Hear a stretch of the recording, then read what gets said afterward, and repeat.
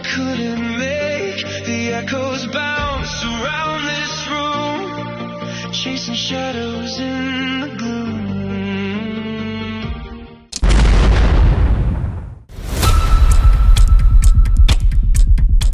Hello, everyone. It's an exciting day today after a big 7-game win. Welcome back to another episode of Behind Enemy Lines Hockey Podcast. As always, joined by my fellow cohort, Steve, and second appearance, our friend from actually in between us, Vincent. Welcome to the show, Vincent. Hey, thanks for having me again, guys. I think what I'm going to do is we'll do this a little bit different. We're not doing a specific trivia question, but I'm going to get this out of the way. Most of you guys see, as you know, Vincent's got his Dobesh jersey hanging above him, and I got to give a shout out to Vinny. He's been on the Dobesh bandwagon since day one. He said right from day one that Dobesh was going to be the guy.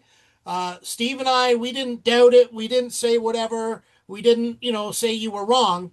But I got to give you credit, Vinny. You were on it right from day one. Hey, man, I rode his coattails the last 2.5 years. I love the guy, man. I love him. I have nothing bad to say about him whatsoever. Yeah. So Now that we got that out of the way, I think what we're going to discuss today is we're just basically going to discuss the Buffalo series, do a recap, do what we think of, what we thought of the games, officiating, and everything in between. So I think the best thing, do you want to talk about Game 7 specifically to start off, seeing as that was the big, you take it, Steve, go with what you want to start with. Well, let's start with Game 7. We played it was like a Jekyll and Hyde kind of game. We rebounded from a good first period where we were up 2 goals, let Buffalo back in, and then a non-call on Zucker for trying to football tackle spear Dobesh, and then no call, and then that leads to a minute later, Darlene tying the game. Was that a momentum killer? We played well after that. It's not like that goal broke us. I thought we were the better team in the first period. They were the much better team in the second period. And I thought the third period was fairly even. We had runs, they had runs. And then needless to say, we got to an overtime. And you know as well as anybody, it's 1 shot, 1 goal, game over. But for a large part of the overtime, I thought we were the more aggressive team. And when you get to overtime, if you got to say one team deserved it or didn't, I thought we deserved the win based on the overtime performance. What do you think, Vinny? Oh, I had my doubts. I'll be honest with you.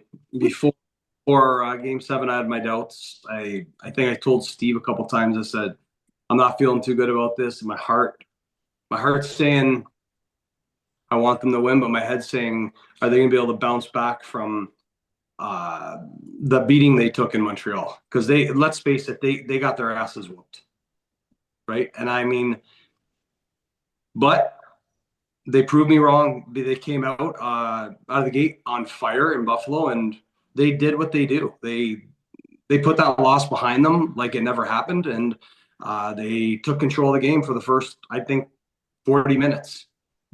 Buffalo got a couple goals. They tied it up. I was concerned at that point. I said to Lindsay, I said, we're in trouble. The momentum swing. And good on Dobesh, my guy, for keeping us in the game in the third period because he made some great saves. Mm-hmm. Yeah, I think I would agree. I think the first period was definitely Montreal's period.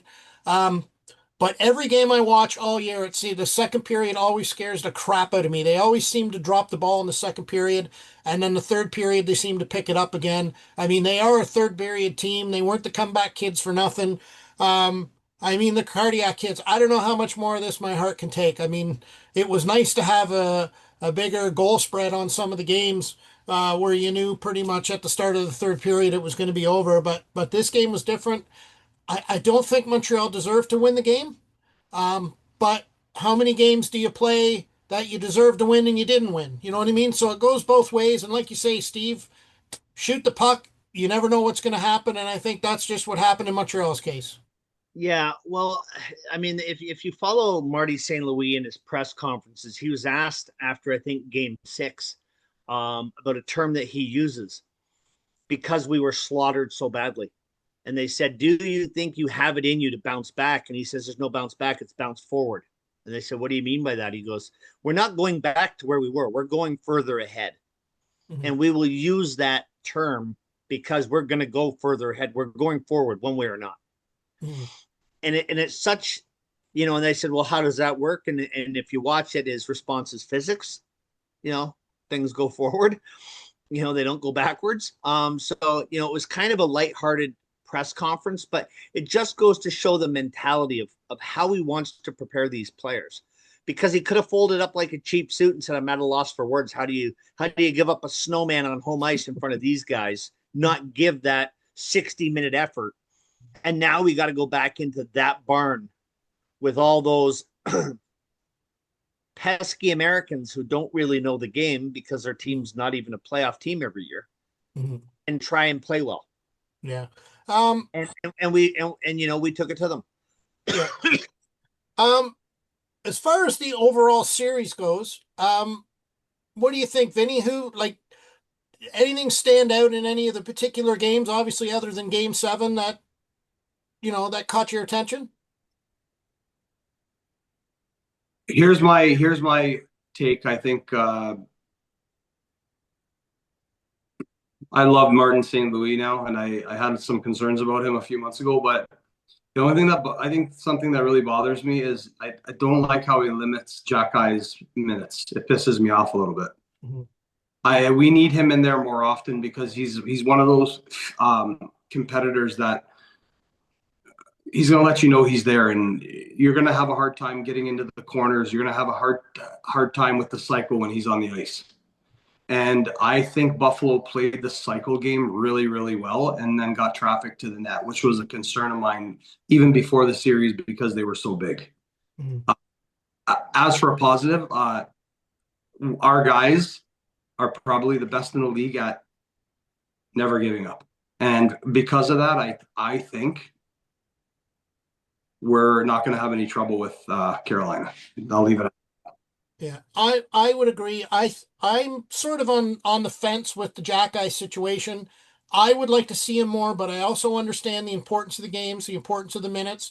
And listen, for as much as I love the guy, you guys know I've been on the Jack Guy bandwagon for 2+ years. I understand his limitations as well. I think I noticed, I don't think he played the second period at all. Which I understand that. Pardon? Or the third.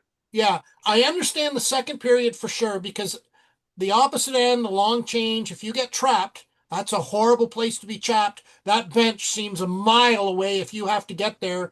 And let's be honest, Jack Guy has his liabilities in certain situations. For all the positives he does have some liabilities that they need to sort of negate and manage his minutes. I think he had a minute and a half last night, something like that. 147. Yeah, so it was less than 2 minutes.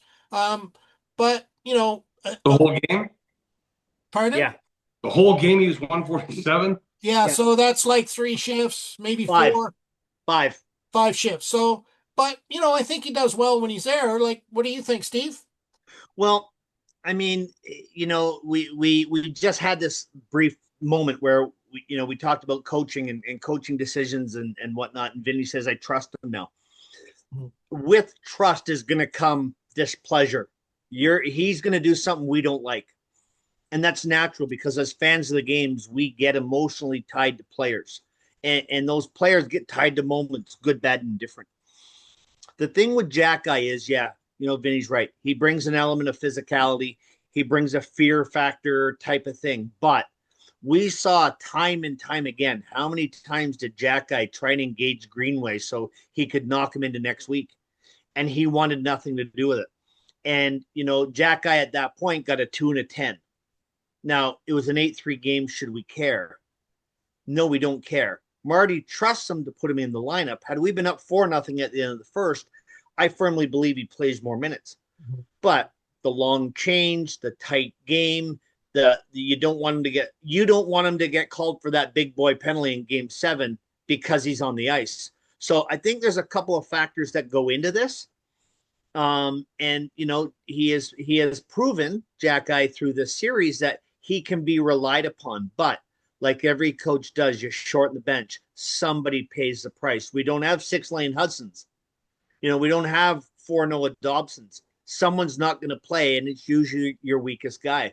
And you can look up and down the rosters of both teams. Kapanen drew back into the lineup. Do I agree, disagree with it? He drew back in, but he played 4.5 minutes. Bull Duke played less than 10. Doc played less than 10. But Buffalo's got the same things going on in their lineup. Lindy Ruff didn't play his 6D man more than 3 minutes. So it's prevalent, and coaches either fall in love with players or fall out of love based on circumstance. Mm-hmm. And, game 1 against Carolina, I expect to see Jack Eye back in the lineup because that's the roster that's got you there. Mm-hmm. Luckily, all things being equal, Arbor is a consummate team player. He does what he has to do when he's asked. And at the end of the game, it'd be easy for you to be pissed off that you didn't contribute more to that win. But he's out there with a big smile on his face and grinning because the team won. Mm-hmm.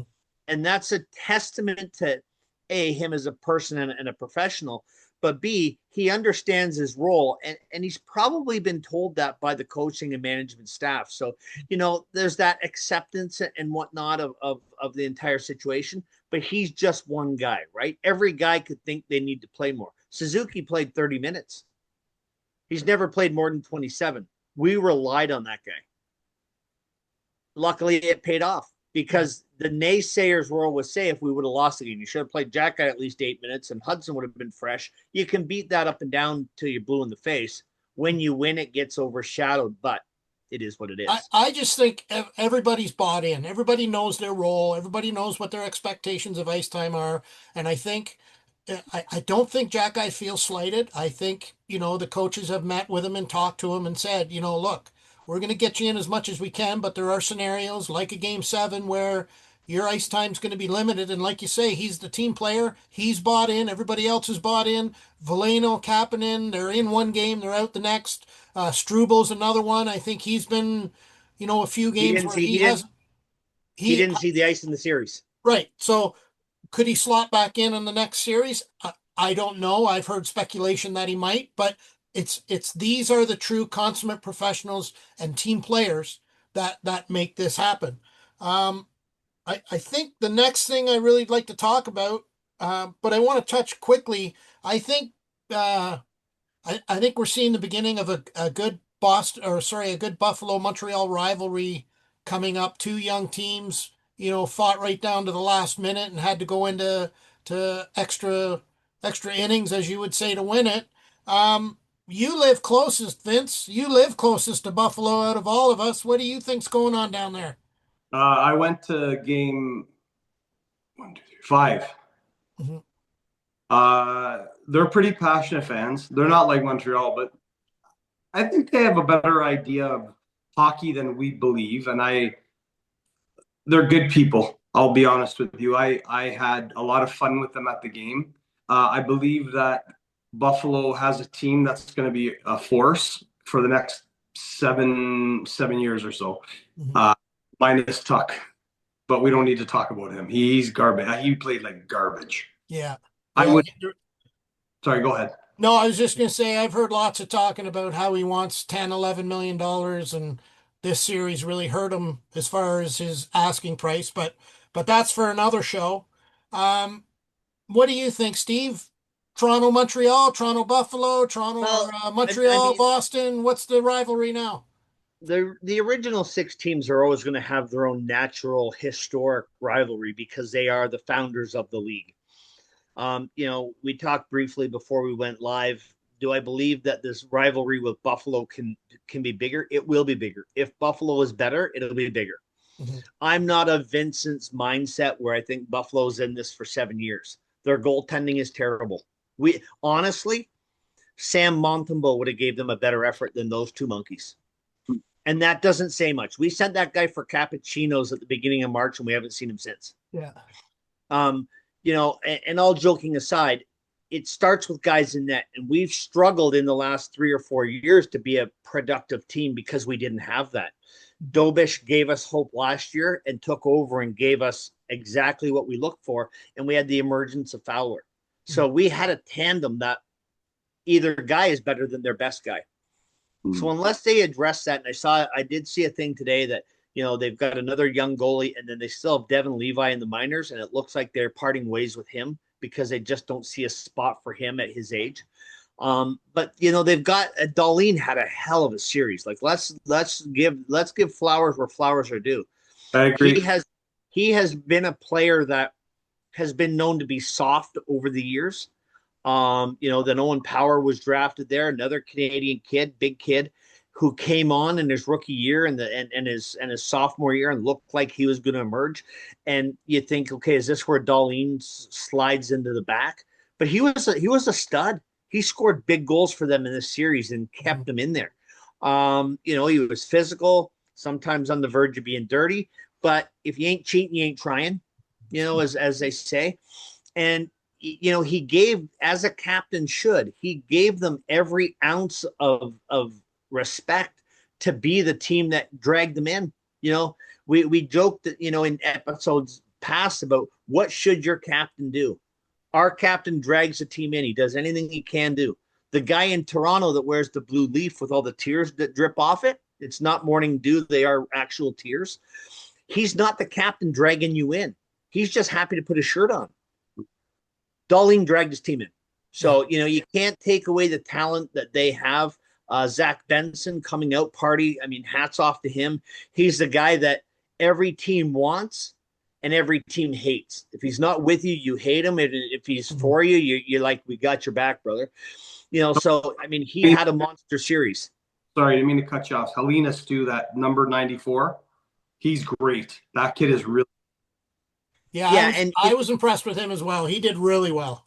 And it's a little bit of a coming out party for him. Thompson, I think you're going to probably see in the next week or so that he played with an injury of some sort. He didn't look great in the first 3 or 4 games, didn't get a lot of shots, got better as the series went on.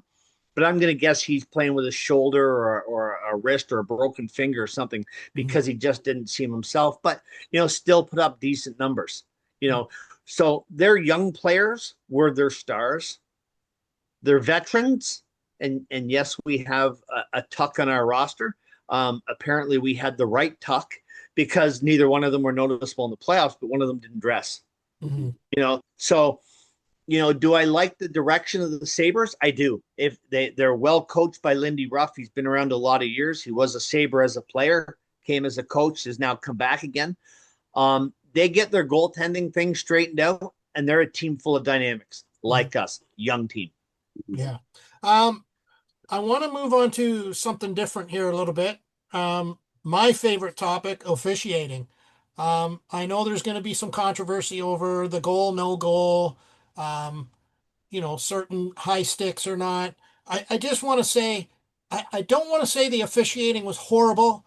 I just found it was inconsistent. I think I've adopted that word a few episodes ago, and I think I prefer that over the officiating being bad. I think in the playoffs, especially now you're getting deeper into the rounds, officials are going to be eliminated. I'm not sure what people know how this works or not, but the officials are graded and judged, and as games are eliminated, officials are eliminated as well. So you're going to see what is supposed to be the cream of the crop of NHL officiating and linesmen.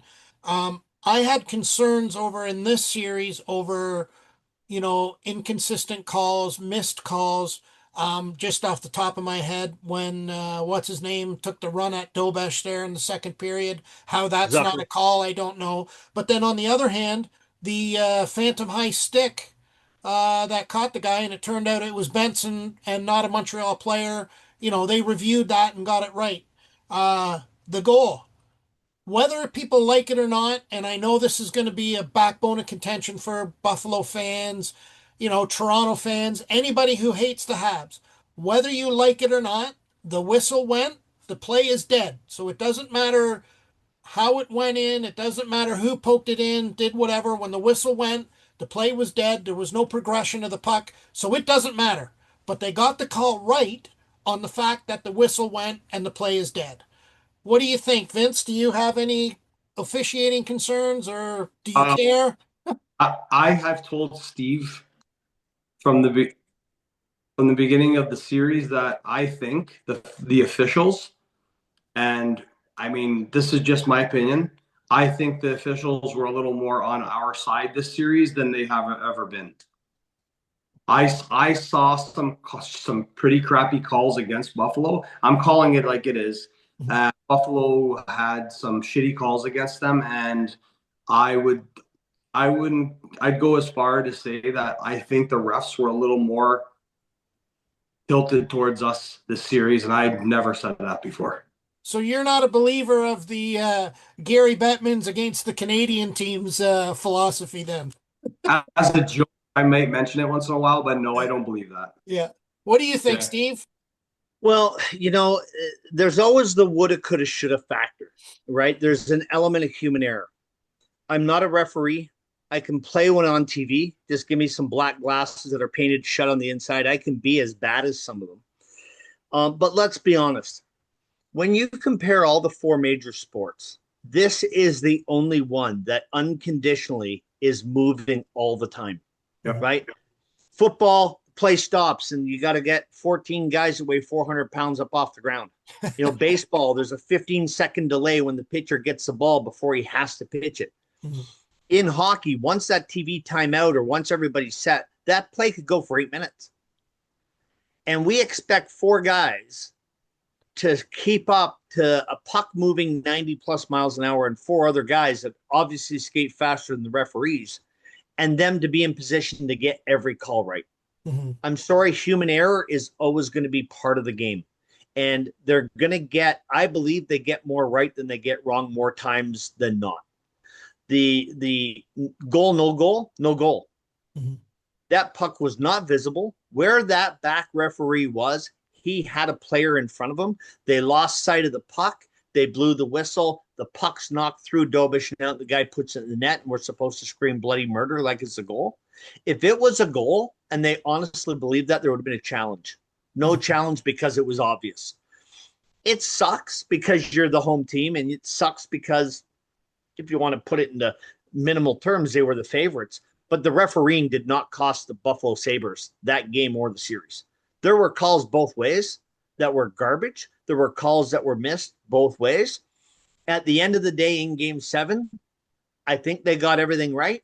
And I think that the calls that were supposed to be made were made, and they really, one penalty each, I think is all it was. They really tried to let the teams play the game to decide it.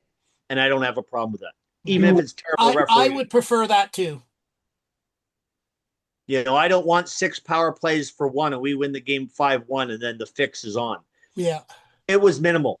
Yeah. So, Vin and I had talked earlier and, at the beginning of the series, and I said, look, special teams are what's going to win this. And let's be honest, a shout out to a mutual good friend, Daniel, who may or may not be listening. Our penalty killing has been absolutely freaking dynamite this playoffs. And you know what? That was a difference in this series, other than Game 6. Our penalty kill has been fantastic. Yeah. I think before I move on to, what's going to be, I think personally, my favorite part of this episode, I just want to point out Montreal has been playing a man-to-man coverage against Buffalo because they do their cycle so well. Something else I noticed is Buffalo jams up the boards and leaves that, or takes away that outlet around the boards to get it out, forcing Montreal to pass it up the middle. I think they did that very well. But when they get in their ozone and they, start doing the cycling around, because Montreal plays a man-to-man against them, I just want to say, on those 2 goals, Kirby Dach lost his coverage. I'm still on the Kirby Dach trash wagon. I think he's played much better. I think he's very well. And I got to give him credit. As you know, Steve, I've had him written off for a long time. I think he did play much better in this series, but I just wanted to mention he blew coverage on both of them goals. If I'm not mistaken, and correct me if I'm wrong, did you not FedEx him a pair of crutches and an aircast? Yes. With a plane ticket to Colombia to go with Monty to go on a coffee run. Yeah. I thought it was something along those lines. I mean, let's be honest. the bottom 6 players are always going to be your bottom 6 players, and they become the likely scapegoats anyways. Mm-hmm. Right? At the end of the day, yeah, was it his fault? Yeah, that's the risk of playing man-on-man coverage, though. Mm-hmm. One guy gets the inside party, you're done like dinner and you're exposed. Yeah. I'm not a big fan of man-on-man coverage, but we're such a smooth and quick skating team. That's why we play it. Yeah. We can get away with it. Yeah. So I think I want to move on next is series MVPs. I'm going to let you lead this one off, Vince. Who do you have for your series MVPs and maybe some honorable mentions? I have 2 picks. The obvious one is going to be Hudson. I can't begin to explain. I don't. I have a loss for words for him. He's so good. He's so good, and his defensive game is probably one of the best in the league right now. Right now, not 5 months ago, but now he is absolutely incredible. He doesn't miss a beat. He might miss an assignment for 1 second, but he's so fast he gets right back on it. So that's number one. But that goes without mentioning because that's an obvious choice. I will take for my second, and I'm not incorporating my guy in this because I'll leave him out of this. I'm gonna say Gooley. Mm-hmm. He impressed me. I didn't have much good to say about him at the beginning of the year last year or this year, but he's come a long way this year and he looks outstanding. Yeah, he's come a long way. What do you have, Steve? Well, I will piggyback a bit on that. So, the 7-game series, you're going to have a high and low. Hudson to me has been our MVP, not just in that series, but so far to this point in the playoffs. He's been our most consistent performer. He eats a lot of minutes. And the one thing with Hudson is he never stops skating. That might be because he's 3'9", but he's skating all the time. And when your feet are moving all the time, you don't get caught out of position. And if you do, because your feet are always moving, science will tell you that you can easily catch up. Mm-hmm. His stick work on the defensive zone of forcing guys to the outside and keeping the puck away from him creates a better defensive game than he's given credit for. He's not going to plow a greenway off the puck, but he'll knock the puck off the stick and then takes it from him and goes back up the ice with it. Mm-hmm. So he has been absolutely, I think, our best player. Honorable mentions, I've got 3 or 4. We haven't, we look at statistics. Suzuki has still got 13 points. That's still in the top 8 in the league. He's done it quietly, but that's the slick Nick that we know. He's not 50-goal Caulfield. He's not 65-assist Caulfield. He does the leadership part of the game, and he does it quietly. So, a hats off to Nick because he's still doing what he's doing. But I got to give credit. I'll give credit to Gooley. He's been fantastic. But I'm going to give credit to Anderson, playoff beast. Mm-hmm.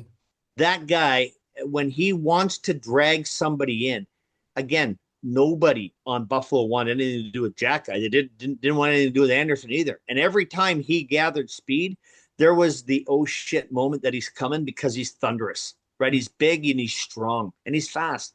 So I thought he played very well. My last pick is the obvious. Underrated.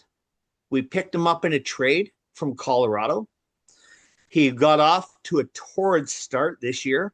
And you're like, where is this coming from? Maybe could this guy, as we were bumping lines around, could we have put him on the first line because of his speed and his playmaking? He's won a Stanley Cup.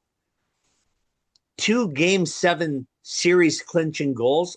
First time in Montreal Canadiens history, and one factoid. Only the second time in NHL history that it's been done. But the goofy Newfie, Alex Newhook, has been absolutely fantastic. Very, very underrated for all that he does. Right. And again, not a guy that's big in physicality or big in personal stature, but has proven as the game gets big, he's prepared to do what he needs to do.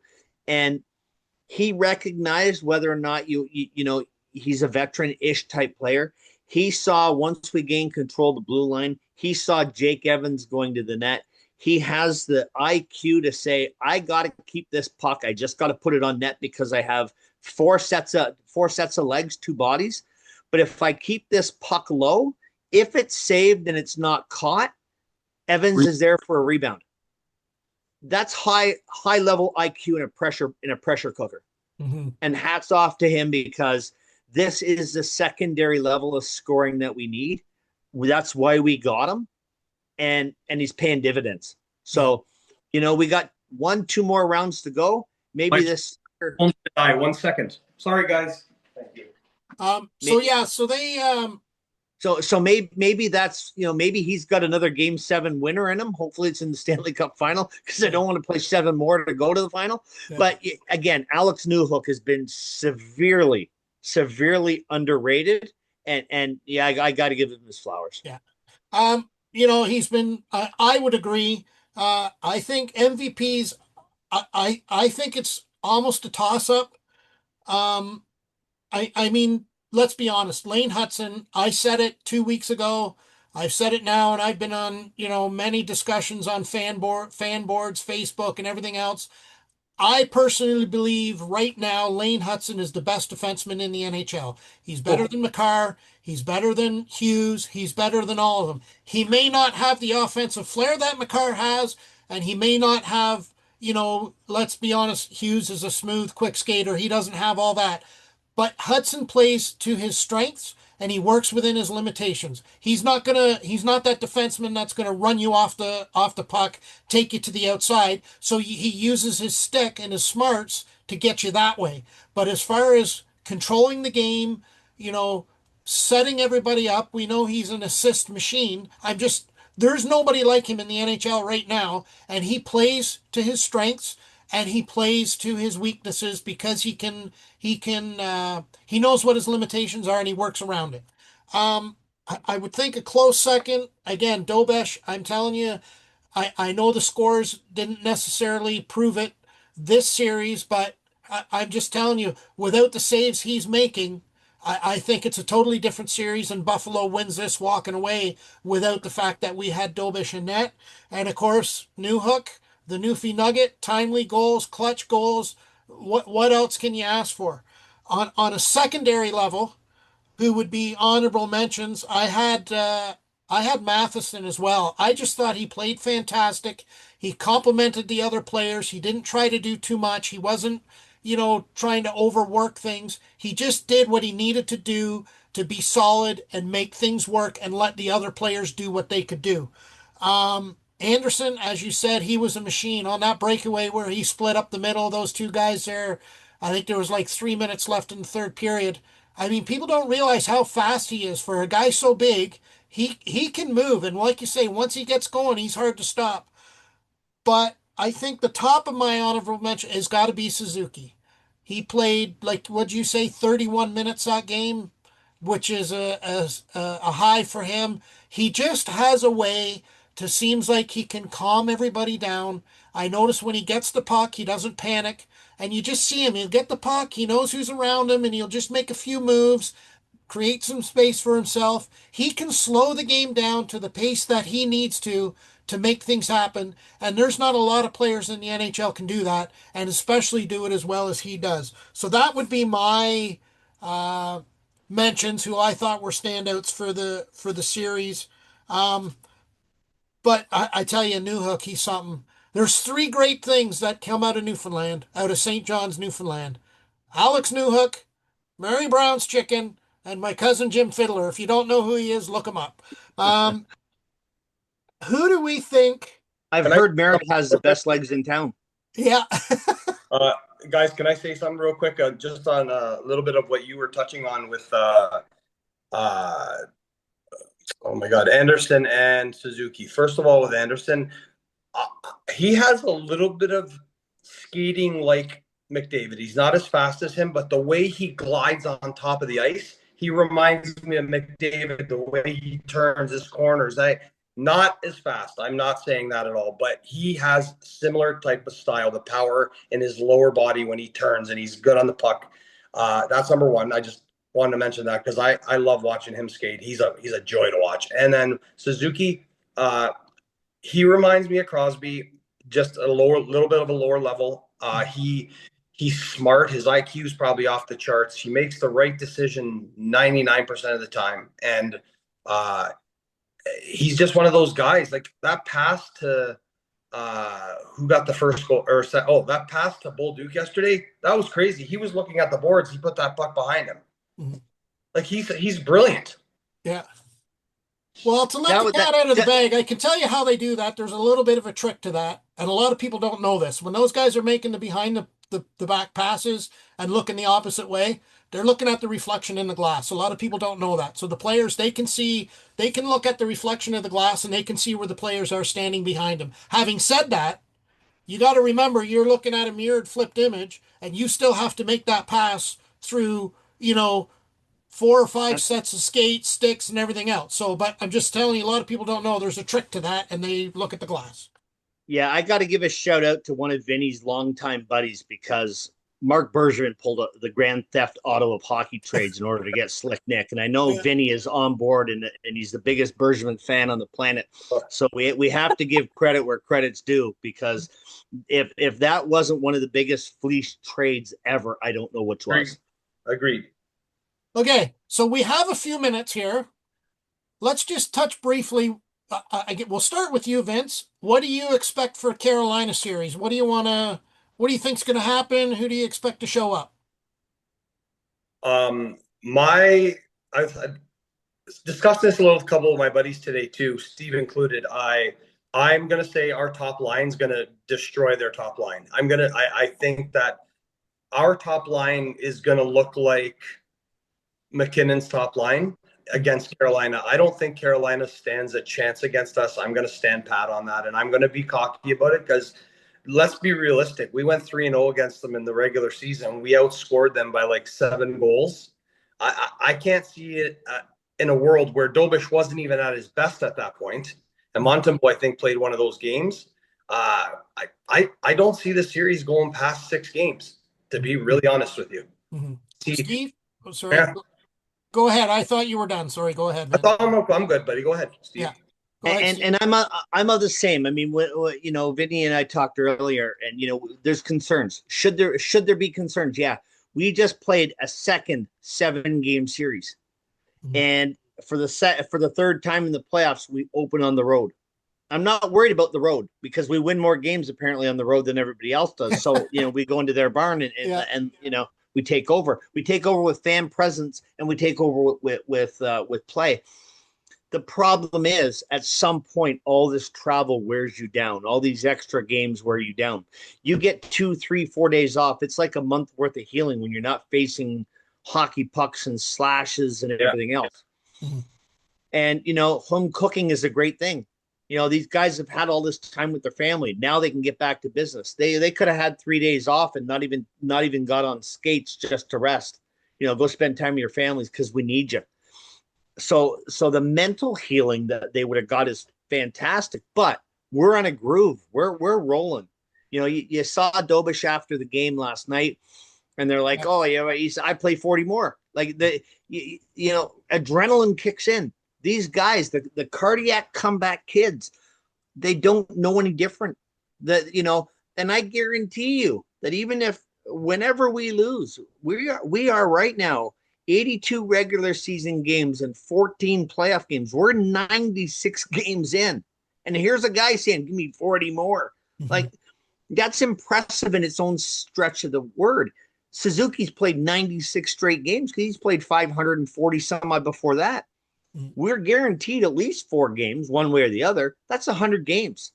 No other sport does. Basketball plays a lot. Baseball plays 162, but not every guy plays 162 games. Mm-hmm. Right. And it's easy when you're standing there waiting for a fly ball to come to you. This is it's been an impressive run. Where do I think the series goes? 6 games. I think we might lose the first one based on the excitement and Carolina being rested, but we are a faster team than they are, and I think we're a more aggressive team. Carolina just jams the front of the net. They have bigger forwards. Other than Stankoven, who I think if him and Caulfield went toe-to-toe in a fist fight, it's 4'0" versus 4'1". Mm-hmm. But, we're not calling an inch anything massive. But I think overall we play a more physical game, even though they may be bigger. So I think that could negate.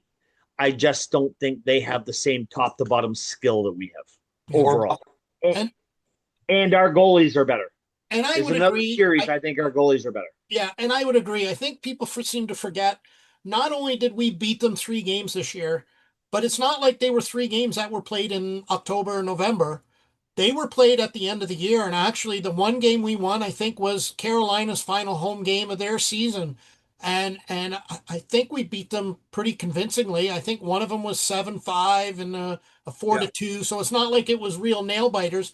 I just don't think Carolina is as strong as their playoff. Sure, they swept the 2 series, but let's be honest, they beat the 15th and the 16th place teams in the playoffs. I mean, you're not talking about, we had to hammer through Tampa and Buffalo, 2 teams that were higher than us in the standings that, we've talked about. It's a shame that the way the brackets work out, it had to be that way. I just think I would agree. I see Montreal in a 6 games. I don't see it going 7.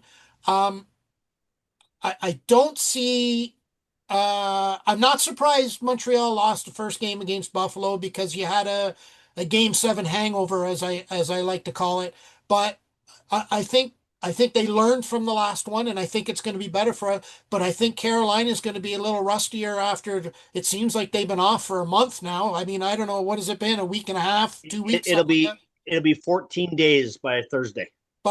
So I see Montreal actually having a good chance to win the first game, but I see them winning in 6. And I just think, like you say, top to bottom, I think we're just a little bit better, and I think we are a lot faster of a team. And I think Carolina actually matches up better for us for a Montreal style game than Tampa or Buffalo did.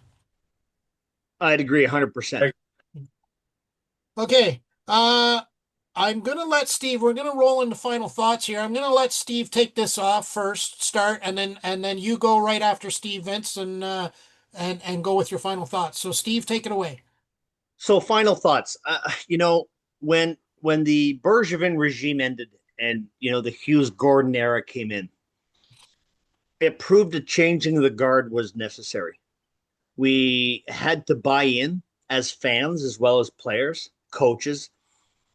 And I think everybody is starting to see what the management team sees. Vision. The vision, the outlook, the future. We didn't cough up first round picks. We didn't trade and get just guys that are not going to be prominent players. We criticized that and said, what are you thinking? But at the end of the day, we don't see the vision that they see. And there's probably a good reason why I'm not the general manager. And, we talked about this before. We still have all our draft picks. We have guys like Hagen Sarovsky and Pickford and Reinbacher that aren't in the system. Fowler has barely got a sniff of this. We have so much depth behind the current guys that we have. And again, we're the youngest team in the playoffs. We tied a record winning game 7 last night. 25.8 years is the average age of our roster. That ties a record that was set in 1993 by the Montreal Canadiens for the youngest teams to play in a conference final. So, and for those keeping score at home, the last time any Canadian team won a Stanley Cup was 1993. So is this a year of coincidences? Is this a year of just ironies? We are a team built to be exciting. We're a team built full of skill. And honestly, as some of these guys are touching the surface, Demidov got better every game from game 2 through game 7 of this series. I'd like to see him keep the puck about 8 or 10 inches lower, but he's getting clean looks and getting quality shots. Sure, he's not scoring as many times as I'd like, but you can see it happening. And I just think that we're maybe one player away in the off season that guy has a breakout 100-point year attached to him. We are seeing the I won't say emergence, but the constant emergence of Hudson. He gets better game in, game out. And again, all these guys are under the age of 24. This is absolutely incredible. And let's not forget, Jakub Dobiš was a 5th-round pick, almost unheard of for a goalie who's drafted so late to have such success as a rookie and carry us into the next round. Do I anticipate anything to change? Look, there was probably 90% of the hockey writers, pundits, group runners, whoever, that didn't even have Montreal making it out of the first round, let alone into the playoffs. Yeah. Not only have we got past Tampa, and again, a team higher than us in the standings, we got by Buffalo, a team higher than Tampa in the standings. Now, should we be surprised? We got to play the team that was the highest in the Eastern Conference in the standings, and that's Carolina. But I'm not afraid of it. Right? We match up well against them statistically, skill, overall physicality. This is a series that I think we can win. And I won't be surprised. I'm calling 6 games, but I wouldn't be surprised if it only went 5 games. Wouldn't bother me any. I don't know how much of this Game 7 shenanigans my heart could take. I just think that this is a young, exuberant team that is bought in. They have sold their souls to Marty St. Louis because he just seems to 8-3 throbbing. You're thinking, okay, now we go back to their barn and they come out and they play well. Mm-hmm. I think they played well enough to win. You disagree, but it doesn't matter. Mm-hmm. It's not how you won. It's how many goals did you score and how many did you let in? We won the game. Yeah. Hence, we're moving on. So I think there's a lot of upside and a lot of promise. And it's not just this year. It's next year and the next 5 years after that, because I don't think we're backing down. Yeah. Where are you at, Vinny? I'm going to go a little different route. I'm going to talk about our fan base. Holy moly, man. Like, I've been to a lot of sporting events in my life, football, baseball. Nothing beats a Montreal Canadiens fan base. We are blessed with true, genuine, knowledgeable hockey fans who give Montreal, or should for the most part, give Montreal that 5 plus the goalie, 6, 7th guy. That's the ultimate 7 guy. Our basketball talks about the 6th guy. We have what we call a 7th guy in our corner every single time we play, no matter what arena we're at. The red sweaters are everywhere. And because of that, I'm going to say that that's going to be the reason that we win the cup this year. Oh, there's a hot take. You think we're going to win the whole thing? Listen, I hope you're right, but I don't know. Yeah. I have a couple things for my final thoughts. I think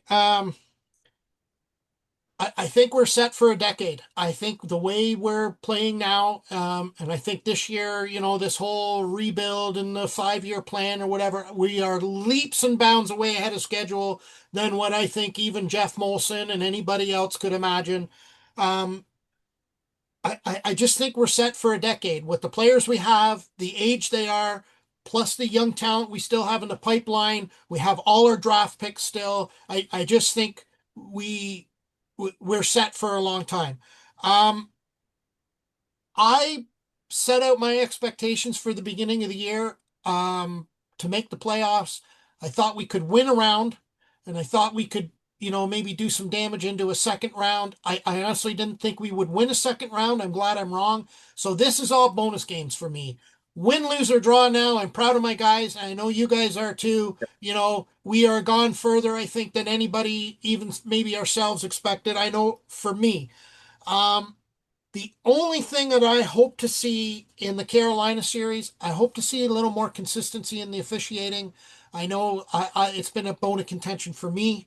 I think we need to improve our second period. Our second period all year has scared the shit out of me. And I think that's what happened in Game 6. At Game 6, we lost that, I think, because of the second period, personally. I think Carolina's record, I think, is a little misleading. We beat Tampa, yes. We beat Buffalo, both of them better than us. Tampa basically were ahead of us by, secondary factors of wins head to head, but we had the same points. Carolina was ahead of everybody, but they're playing, you got to remember, they're playing in a weaker division, and they are playing a lot more games against those weaker division teams. So I don't think Carolina is good is as good as what their record shows. I think personally, whether it be us, Tampa, or Buffalo, whoever came out of this three-way slobber knocker is going to beat Carolina. That to me, I think is a foregone conclusion. I hope I'm right and not wipe an egg off my face 2 weeks from now, but I think Carolina is given too much credit. I think coming into Colorado, I think it's going to be a whole new ball game. Vinny, God love you. I hope you're right, but I just think Carolina is a powerhouse. I'm going to leave with one final thought. Colorado. Yeah, what did I say? Carolina? Yeah. Sorry.